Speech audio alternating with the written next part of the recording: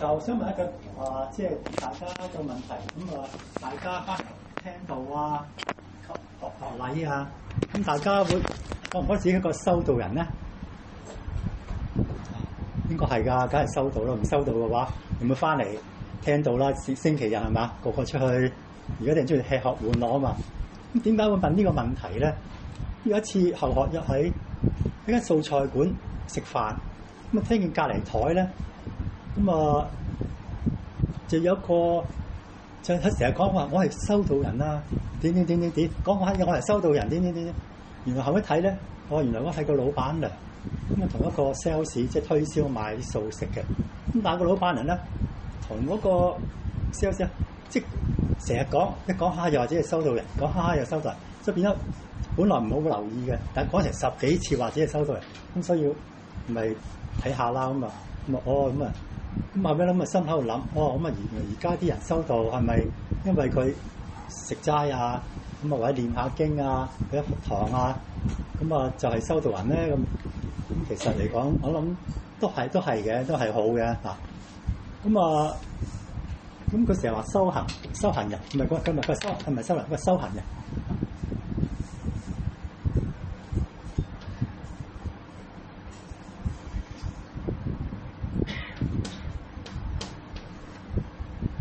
修行係好多，大家好多種方式，有啲人在家又係修行啦，出家又係修行，咁有啲嘢其實嚟講，生活都係修行。喺字面嚟解咧，修行，修就修成行嘅行為。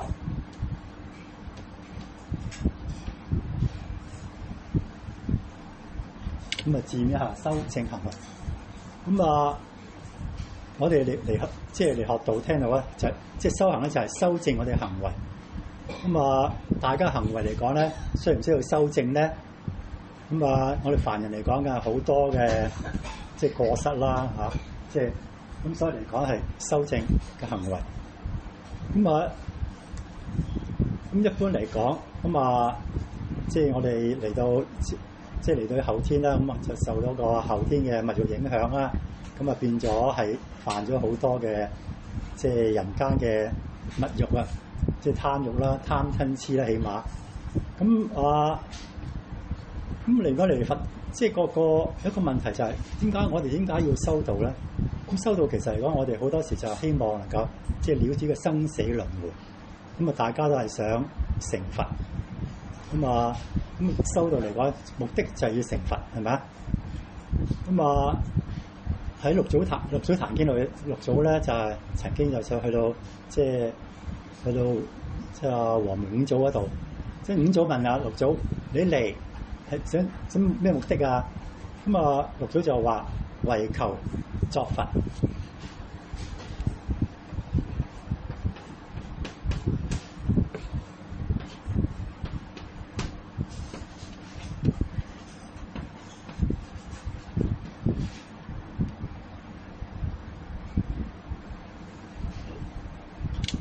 好簡單，即係六祖就話我嚟就係想成佛嘅啫。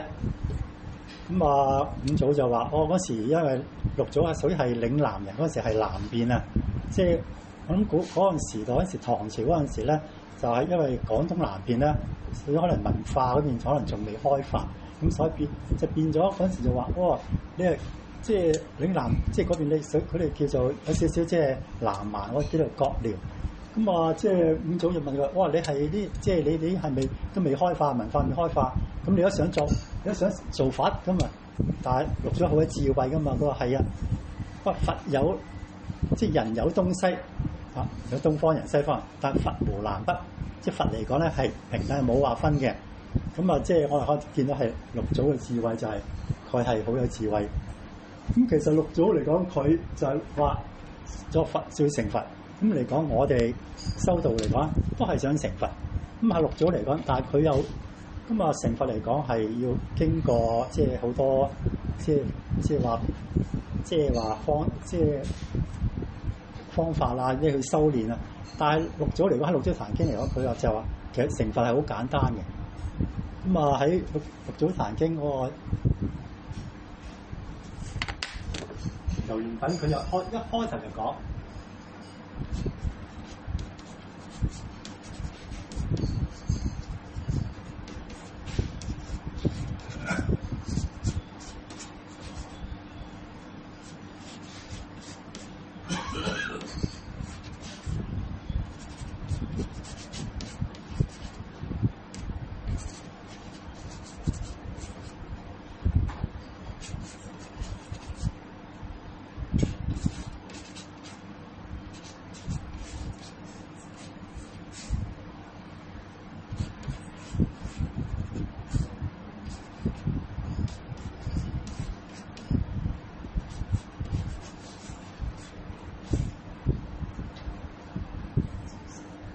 六祖喺嗰度大梵寺一講嘅啫，一開就係講話菩提自性本來清淨，但用此心直了成佛。咁就話其實我哋自性嚟講咧，本來清淨嘅。咁啊，大家求得道都知啦。咁啊，我哋都係上天落嚟嘅，只會嚟到世間輪迴，我哋一路迷昧咗，就唔清淨啦。因為點解就俾後天嘅物欲污染咗？咁六祖就話其實嚟講咧，我哋嘅即係自性咧就好清淨嘅，只不過嚟到呢世間迷昧咗，即係污染咗，所以變咗嚟講咧就唔識得即係翻即係點樣翻上天。咁如果我哋只要咧清淨翻咧，點樣清？但此心呢個心就係用翻清淨嘅心咧，就可以成佛啦。嗰啲係咪好簡單啊？咁其實嚟講，成佛嚟講就咁簡單嘅咋，即係個唔係話講到出邊話咁即係咁難，但係只要收翻個清淨心，咁就可以成佛。呢個其實好噶，但係問題我哋要點樣清淨翻咧？就係因為要我多啲翻嚟佛堂聽呢啲道理，將我哋嘅內心清淨翻佢。咁修道嚟講，我哋要翻嚟學就係成日都聽道理啦，最緊得個德性。咁呢個係佛家嚟講，就係六祖一早就講咗俾你聽。咁有個故事就話，有一個弟子就問個師傅：咁我哋即係點樣修道啊？咁個師傅點講話？個道唔使修嘅喎。佢點解啊？個道本來就係圓滿嘅，根本係唔需要修。但係你唔好污染個心。你個心即係你修道唔使修嘅，但係你個心唔好污染。咁弟子話：點解唔好污？即係點樣唔污染啊？因為嚟講，我哋人多心啊，有一個心就變咗一個心，咁兩個心就變咗三個心，三個心就變咗就四相咁。佢多心，因為多心之後咧，你污染咗啦。咁所以嚟講咧，你就係跟住弟子又問啦：咁點樣可以唔污染啊？咁佢話唔污染嘅話咧，其實好簡單。佢話即係你修道就係平常心是道。咁我點樣平常心啊？咁佢話就係話，即係我哋嗰時對個物境，即係對所有事物嚟講咧，唔好着想，即係唔好即係好似即係咁講，應無所住而生其心。好多時嚟講，因為我哋眼六根見六塵，一見到啲事物咧就起心動念。咁嚟講，我哋就係最緊就見到，即係你唔好起，即係唔好着住嘅形象。個事嚟嘅話就應對，當你事冇嘅話咧，你就當冇嘢，咁嘅話就可以。咁個心即係要個心唔好污染。咁呢個師傅講係一個簡單啦，即係佢，但係我諗個師傅而家得道啦，梗係成道啦，咁就佢心唔污染啦嘛，咁咪佛咯。咁但係嚟講，我哋嘅心未得清淨嘅話咧，咁我哋係咪都要再修咯，要練咧？咁即係個心就唔好去，即係唔好令到唔好污染。咁點啊？就一定要係光明翻我哋自己嘅德性。咁喺儒家大學嚟講就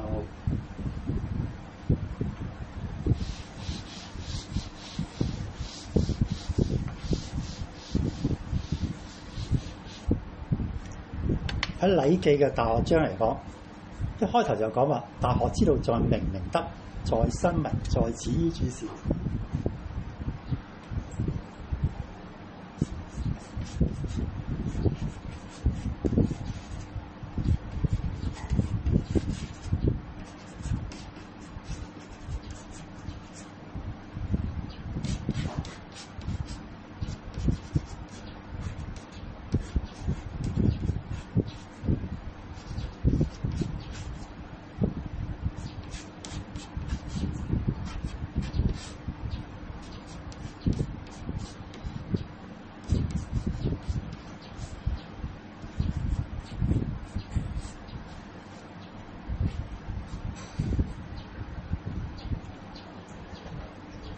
呢個係三綱領講，大家都應該都好熟噶啦。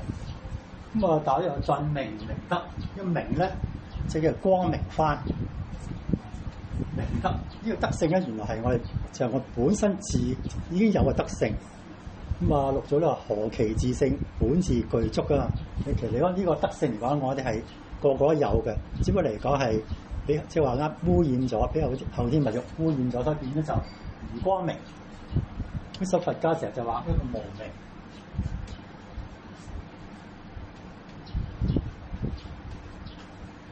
無明啊嘛，唔光明。但係要明德嘅話咧，我哋要無明。即係唔好無明嘅話咧，咁啊就變咗明啦。咁我哋一定要將我哋嘅德性要發揚光，即係要明翻出嚟。咁啊，在身民呢個係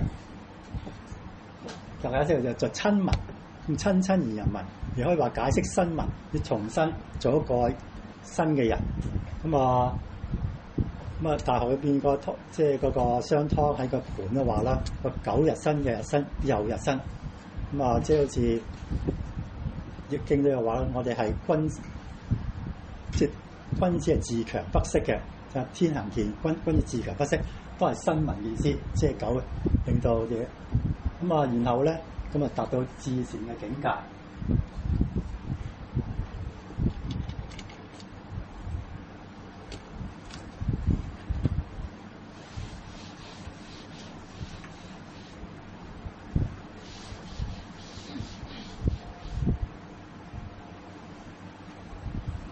咁我哋做呢個功夫嚟講，大學跟住都有講嘅，要定靜安慮得啦。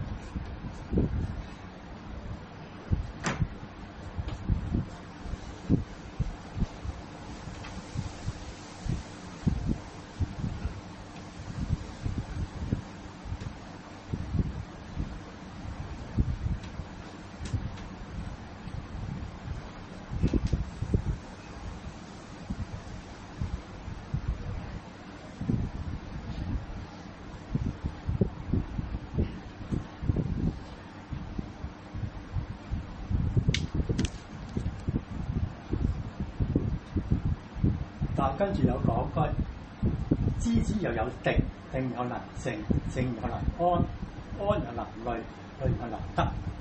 嗰個物有本末，事有終始，知所先後，則近道矣。就算可以明德嘅功夫嘅話咧，係一步步嚟嘅，即係唔係話一下啦。咁所以嚟講，一路教嘅功夫都要定、要靜、安、慮、得。咁佢就話物有本末。所有萬事萬物嚟講咧，因為有本有末，咁每件事咧有始有終嘅。知所先後，則近道矣。好多時嚟講，我哋辦事嚟講，要知道本末、終始同埋先後咧，就合乎道啦。但係好多時而家嚟講做嘢咧，好多時都係好多人都叫本末倒置啊，倒置即係唔知道係邊個係本邊個末，又唔知先後次序。咁如果你好多時我哋如果能夠知道先後次序嘅話咧，我哋學道嚟講就係學本末始終同埋先後嘅次序。如果咁合嘅話咧，就合乎呢個道啦。呢個係我哋儒家教我哋點樣去修身，即係修正我哋自己嘅行為。咁而喺佛家嚟講咧，主要嚟講就係講咩？就係講個身口意。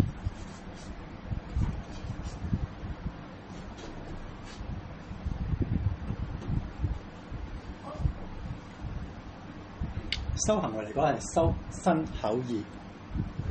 咁啊，三業身咧嚟講就係我身體啦，身體好多時做個行嘅，口就係口講嘅嘢，意就係我哋嘅意念意識。咁啊，佛家講身嘅話咧，有時我哋行為唔好嘅啫咩，就會係做咗殺，即係殺盜淫，即係三樣啦。咁口咧就變咗係有時妄言綺語，兩口惡舌。咁啊意咧就貪嗔痴。呢三樣啦，咁就係佢哋加埋咧，就佛家嚟講就叫十惡。我哋咧就要點樣去修正翻佢。咁啊，如果係修正嚟講，佛家嚟講咧就介紹一個叫八正道。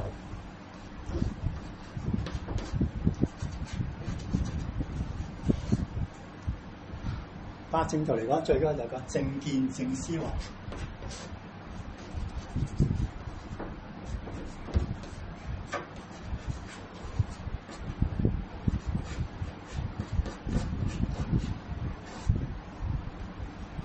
八正嘅正見正思維好緊，正見係最緊要嘅。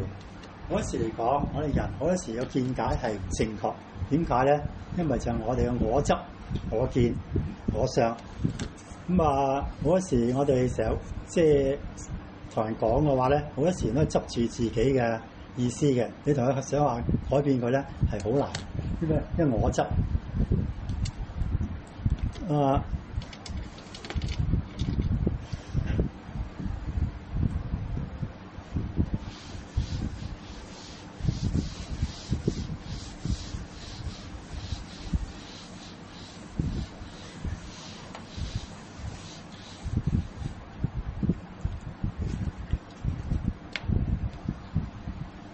好多時，我哋人點解有即係打見解咧？會執住自己嘅即係主見咧，就係成日都覺得自己啱，人哋錯。咁其實有個故事大家聽過，就係話兩個武士啊，一個盾啊，一個係佢就成日或者係金色嘅，咁嗰個又係銀色嘅，咁大家喺度拗。咁其實原來個盾咧，一邊係金色，一邊係銀色。咁你睇嗰邊咧？咁睇銀色嗰邊咧，梗係話梗係啱嘅；金色嗰邊梗係又話啱嘅。咁大家就執住自己我見嘅喎，真係點解唔係啊？咁但係其實嚟講咧，好似最後嚟講，其實就係即係睇完之後咧，原來我兩邊嘅。其實嚟講，即係可以話兩個都啱，亦可以話兩個都錯。因為點解？因為佢冇睇見成件事嗰個結果，即係冇睇清楚。咁好多時我哋人都係嘅，嗰時點解要即係各執己見咧？嗰陣時嗰件事物嚟講。喺兩方面有啲，就一個即係個角度唔同，觀點角度唔同，所以變咗嚟講咧，每一個人咧就執住自己嘅意見，猛話自己啱，唔可以。有一個就講就有一個小和尚咧，就陪住師傅喺個禪房度。咁聽到出邊咧，有兩個師兄弟咧喺度爭拗，喺度拗咩咧？咁嗰個師兄就話，一個咧就話。呢個經咧應該係咁解，咁嗰個又話咧又係咁解，咁但係咧即係兩個喺度拗，咁後跟住冇幾耐咧，咁另一個師傅即係個師兄咧就走嚟問師傅，即係呢句經係咪應該咁解㗎？咁師傅話啱，係啊，你啱。咁嗰個好聽咗好開心咯，咁走出去。咁跟住另外一個咧，跟住走嚟又問師傅呢句應該係咁解嘅喎，唔應該係。咁師傅聽完之後話咧啱，你都啱喎。咁跟住就走，又開心走咗。咁跟住之後個小徒弟就好奇怪，咁我同個師傅講：師傅，如果佢啱嘅話咧，咁啊嗰個錯嘅咯喎，咁嗰個啱嘅咧，即係嗰個錯喎。咁點解你話佢兩個都啱咧？咁師傅點答佢咧？話你都啱。咁即係個小徒弟即刻啱啦。點話兩啱咧？其實嚟講，個小事喺佛家嚟講咧，好多都係一個空性。好多時如果係一件事唔係即係冇話絕對嘅，即係空性啊！即係我哋好多時嚟講，我哋係好多時最主觀就係頭一各執己見，咁啊就係其實所以嚟講佛家嚟講係空性，所以就唔係即係唔好話咁主觀。咁所以我哋嚟講，我哋學道嚟講嘅時候就要一個見解，一個正確嘅見解。但係問題如果嚟講有，即係而家係好難有個正確嘅觀念嘅，尤其是而家嚟講，好多時我哋即係硬係覺得自己聽嘅嘢啊、見嘅嘢啊，就覺得啱。咁咁呢個成日都話耳聞目睹不足為信啊嘛，有時耳聽到更加係啦。咁眼見到，咁有時眼見到你覺得係信係真嘅，但係其實嚟講有時好似我哋話我睇下成件事嘅結果咧。咁有時我哋睇電視啊，或者睇啲劇情啊，咁啊將我睇嘅即係人哋話睇嘅中間一橛，咁啊啱俾人見到，咁佢就話係啱。咁但係原來如果睇晒成件事咧，由頭到尾嘅話咧，個結局完全唔同晒㗎咯喎。然後嗰件事咁好多時就因為見咗中間一橛仔嘅話咧，我親眼見喎，點解仲唔係真嘅？咁但係嚟講，其實當你睇晒嘅話，就變咗係唔同。所以變咗我哋嘅即係見解，即係唔好咁即係固執，即係諗住睇嘢一定啱，一定要叫正見正確。當你冇正確見解嘅話咧，呢個思維咧就錯㗎啦。咁做嘅嘢咧，行為咧就全部錯晒嘅。咁八正道嚟講，佢咧正見、正思維之外咧，仲有係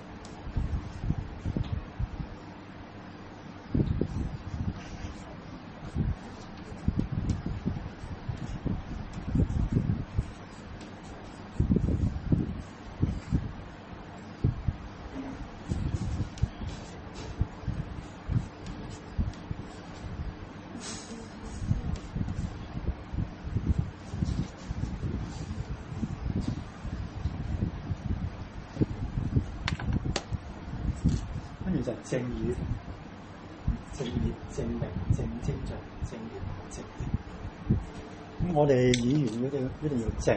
嗰陣時講就唔好話即係妄言綺語啊，惡口兩舌啦。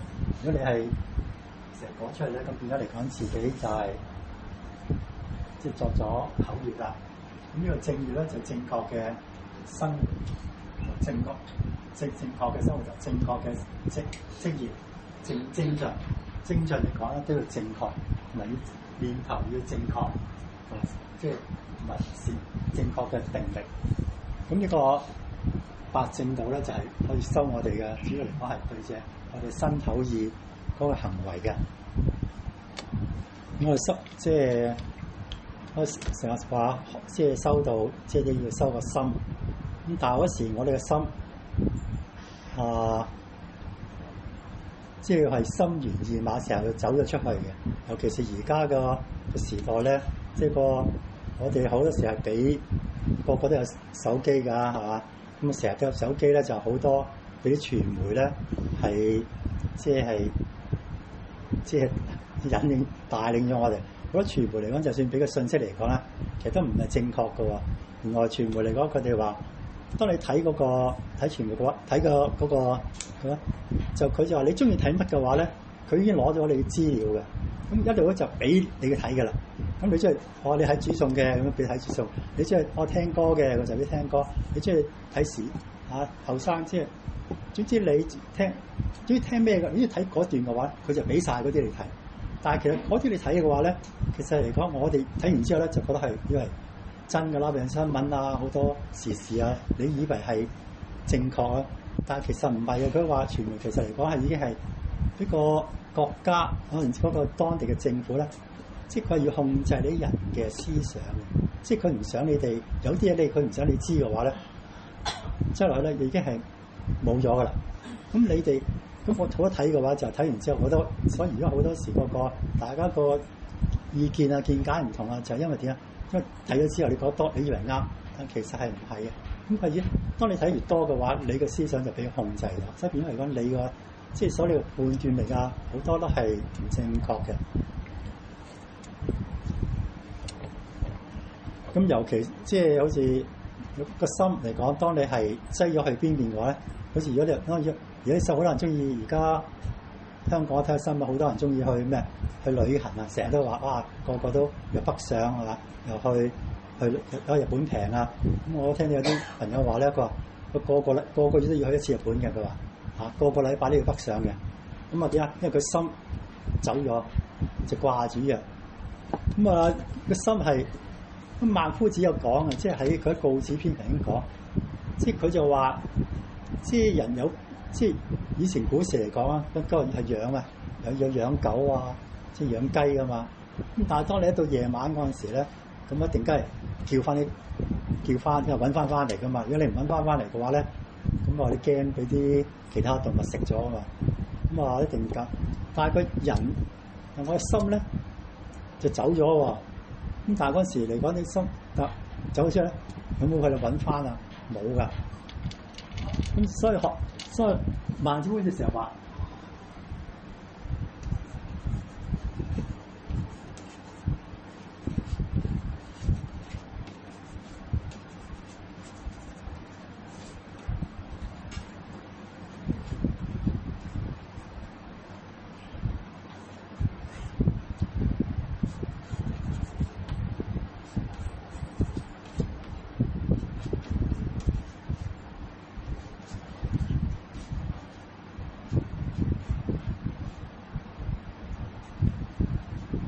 咁你話學問之道無他，求其放心而已。咁嚟講，即係其實我哋做學問好修道都好，其實嚟講係好簡單啫。揾翻我哋放走咗出去嘅心好嘅時候，好似話我當走名嘅話，咁就名啊就爭名奪利。即係利嘅話就成日掛住揾錢咁揾錢。有啲如果政治嘅話，即係中意權嘅話，就成日爭權奪利。咁啊，尤其後生中意玩嘅話，咁咪成日掛住玩咯。咁尤其是而家咧，中意有啲中意好似打機啊嘛，玩啲遊戲機啊咁。咁啊，當你嘅話，我聽到有啲即係有啲父母話咧，話自己仔咧就成日掛住打機，打到咧食飯咧佢都唔出嚟嘅。咁啊，嗰有一次我見到有朋友個仔屋企咧，哇有一個房喎。咁香港即係好經過，佢有3個房，咁都兩夫婦一個仔。咁咧個仔咧一間房，佢瞓一間房，另一間房咧原來就有遊戲機房嚟嘅。咁佢個房咧入到，哇個電視機咧，哇即係咁大㗎，唔係一部喎。跟住仲有喎，跟住哇仲有啲成套，哇即係嗰度我唔知，佢就係就慣，即係個心嚟講就係到食飯嗌佢咧，佢都唔出嚟嘅。咁曾經有新聞聽過話，一個老豆好似嬲得滯，掹咗條線，即係唔俾我，哇個底癲咗咁滯，直情攞把刀斬佢。因為點解？因為佢同人哋玩嗰陣時咧，佢計緊分嘅，大家計緊分一齊玩咁你，但係咧即係佢打到咧成日都唔出嚟食飯啊咁啊，都即係個老豆突然間即係好嬲，咁即係你唔出嚟嗰就諗住掹咗條電線，等你冇電冇得打啦，一電話就即刻。即係呢啲嘢咧，呢啲就係診念啊！嗰種去修道又係，當你嘅無明火嗰無明火一起嘅話咧，咁即係修道嚟講，即係火燒咁多諗，即係都有時日，即係呢個係幾多時叫玩物喪志，個心靈走咗出去。咁我哋就范夫子其實話，咁我哋嚟講做咩都好，只要揾翻我哋放咗出去嘅心。咁即係好似六祖咁話，即係我哋要揾翻我哋即係修道嘅好簡單，就揾翻我哋嘅心啫，揾翻我哋嗰個即係清淨嘅心，唔好污染。但係而家嚟講，我哋個人嘅心，我個個都污染晒。即係有冇邊個冇污染到㗎？如果你攞住手機就已經就污染咗㗎啦。就算開住電視機啊，我諗都污染咗㗎啦。即係俾嗰啲控制。咁所以而家嚟講，叫人即係修，叫自己係修嘅話，唔污染咧就好難嘅。因為所以嗰個師傅都話啦，嗰度唔使修喎。咁話唔污染得㗎。咁但係個個都污染晒個心，咁係咪要修咧？咁係咪要去點樣去淨化佢？咁即係呢個係即係講就係好容易，但係做咧就係好難嘅。即係咁要淨，即係要清淨，即係你要話要唔污染嘅話，要得佛家嚟講空。咁道家都教都有講嘅，啲空到點咧？清淨經都有話，咁啊內觀其心，心無其心。咁即係我哋向內睇嘅話咧，睇我哋嘅心喎。咁我哋心喺自己即係個知道個心喺度啊。但係咧，當你反去睇翻個心嘅話咧，心無即係要冇個心都唔喺度喎。咁就好嚇，即係你心成日諗嘢㗎嚇，諗好多念頭嗰度。咁即係你要收到咧，要內觀睇翻個心嘅話咧，你心係冇個心，用外觀其形。咁出邊睇啊，咁啊視出邊係多事事物物，我見到啊就啲形象啊，好多一望就望到嘅，你望到乜都有嘅。咁到咧就話外觀其形，跟住咧形無其形。就算你要望到出邊咧，雖然有樣物體喺度，但係你望到佢覺得係冇嘅。跟住又遠觀其物，物無其物。就算好遠，但你望到所有嘅事物嚟講咧，即係你要望到之後，你當係冇嘅，即係完全係唔着相。咁啊，跟住就心，即係心啦。內觀啦嚇，即係內觀其心無其形，外觀其形為遠觀其物，物無其三樣都冇啦。咁三者既無，即係三樣都冇。因為望到嘅話咧，當你即係你個嘅境界就係要三樣都冇。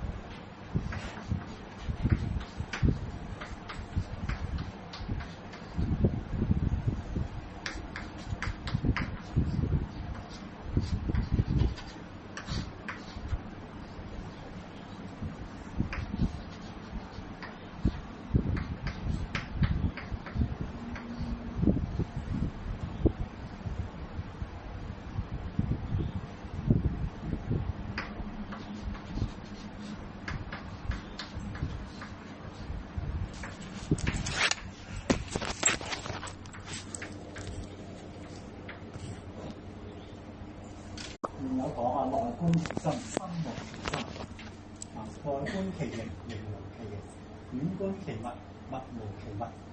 咁三者既無，三樣都冇啦，為見於空。咁即係生都冇嘅話，咪乜都冇啦，空啦嚇。咁但係空都未算完喎。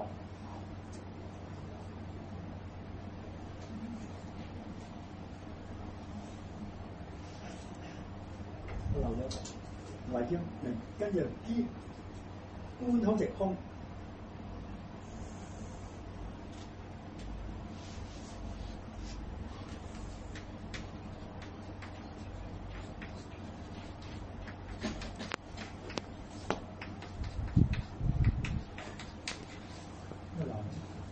為見於空，跟住觀空亦空。就算空嘅話咧，冇嘅喎，都仲要空喎。跟住空到冇咧，空無所空，空到嚟啦係冇嘅。所空既無，空到既然冇啦，乜都冇啦。無亦無，仲要話冇都仲要喺度冇。無既無，湛然常寂。冇咗就即係好寂，直情係好靜寂，寂無所寂。當你係靜到乜都冇嘅話咧，就點咧？個dục起難生。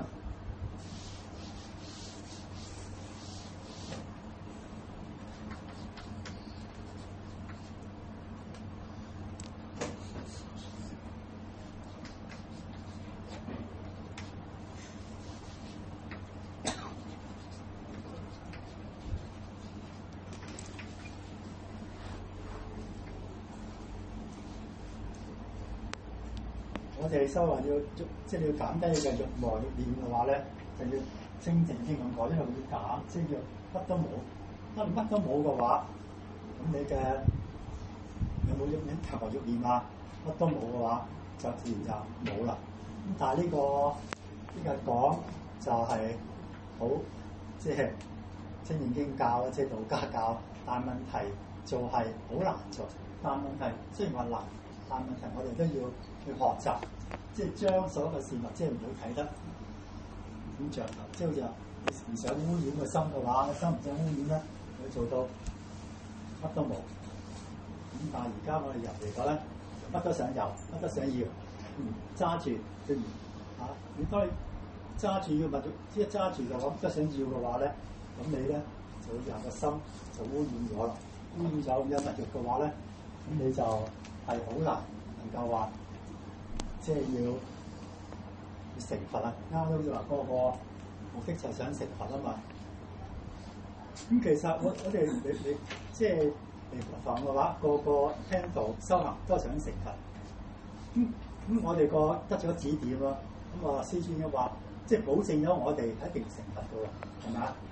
咁其實嚟講，我哋可以講咧，我哋一個個都係個未來佛啦，係嘛？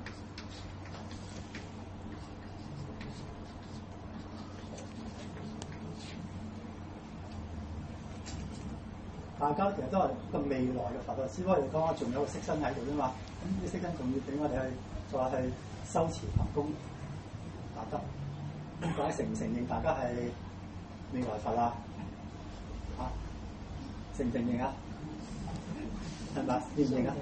係一定要認㗎！你唔好話我唔好客氣，唔好話其實係啊！你嗰度一支點嘅話，師尊就話你係就佛㗎。不過而家我係未來佛，即係未來嘅佛啊！因為既然係你嘅未來嘅佛，咁啊要好好地即係要咁如果個寶貴嘅色身嘅話，可以俾我哋好好去即係去行功，即係表我哋個業力啊、業障，要即係要清淨翻，好似六祖話要清淨翻我哋心啊嘛！我哋要成佛嘅話，其實六祖有一句講啊。菩提是性本來清淨啊嘛，但以此心直了成佛。你清淨嘅話，你就係佛噶啦。咁但問題而家我哋唔清淨啊嘛，污染晒啊嘛，好似俾世間嘅所有嘅即係眼睛，即係眼嘅六根啦咁樣眼耳鼻舌口意，身意啲六塵色聲香味觸法，睇見嘅嘢就起心，一起心嘅話就污染我。咁好似尤其是而家係。所以一次同大家同修傾下偈，佢話其實嚟講話修道嚟講，佢話而家修道仲難啊！佢話古時啲修道幾簡單，乜都冇嘅你，你翻去個寺院好深山度，乜嘢都冇，你自然冇嘢做，你咪坐喺度日日咁啊，念下經啊，咪成咯咁啊嚇，唔會受污染啊嘛，冇咁多嘢。但而家唔係喎，你即係你冇得唔受污染嘅。啊，好似個個攞住手機電話叮啊係咯，咁你又睇下啊嘛，生活走咗啦嚇，即係你，所以有時最好話點解所以講到將個電話嚟熄咗佢啊，刪咗佢啊。其實有時，如果我哋真係想話去清靜下嘅話，其實有時應該嗰啲又係應該啊，嗰一日我電話程熄咗佢，乜都唔聽，乜都即係應該你修練我做一日，熄咗佢乜都唔聽，電視唔睇熄晒，咁你自己好似獨處，即係而家成日好似慎獨啊嘛，呢個慎獨功夫，一個人嗰陣時咁你先至，如果你開咗。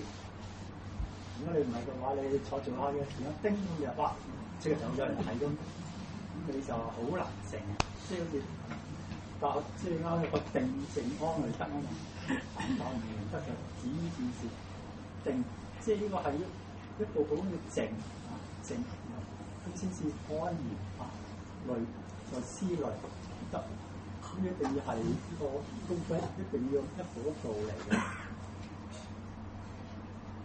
咁當然好似而家話要喺個八正道嚟講，即係好似要正思維正見啦。咁中庸都教我哋啦，即係要我做即係從學問嚟講，我哋求道即係聽到，只要博學之啊，即係。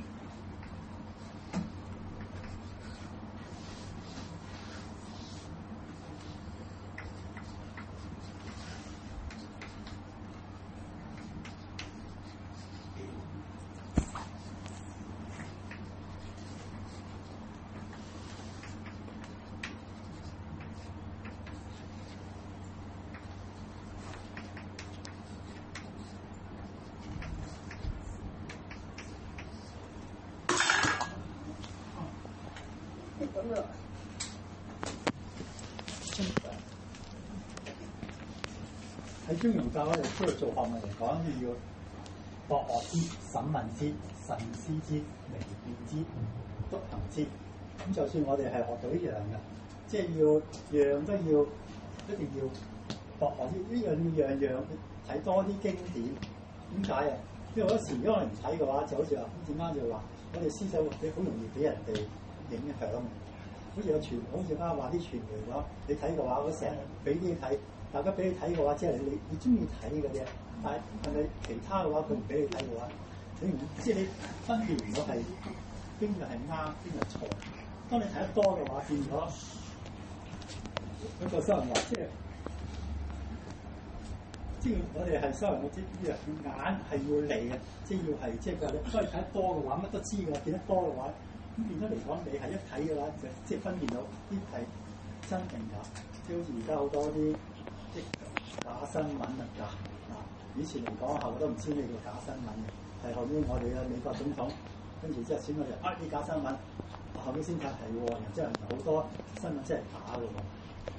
尤其是好似相咁，而家啲相而家啲最方便啦，電腦 AI 嘛 pose 㗎嘛，好似最近聽到好似話嗰啲。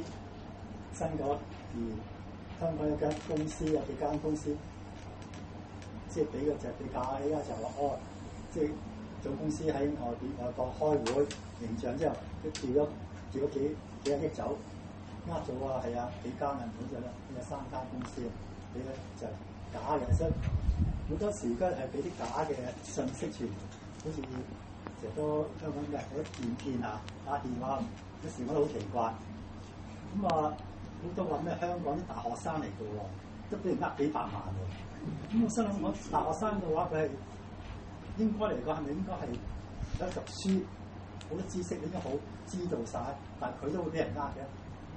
咁我有時我想就而家啲人就係只不過你係佢係個求學嚟講，只係學識啊，即係佢好多時嚟講，佢係正式嘅智慧唔夠，咁我哋學道嘅話，可以去智慧，唔係話學識，即係學識都係唔夠。即係雖然係學識，學多學知學得多，咁但係你要跟住要做功夫要審問先，一樣問喎，審問喎，邊個審問？審問係即係要審佢喎，即係好似你審犯啊，即係好似你嗰個審犯咁審，又好嚴厲嘅。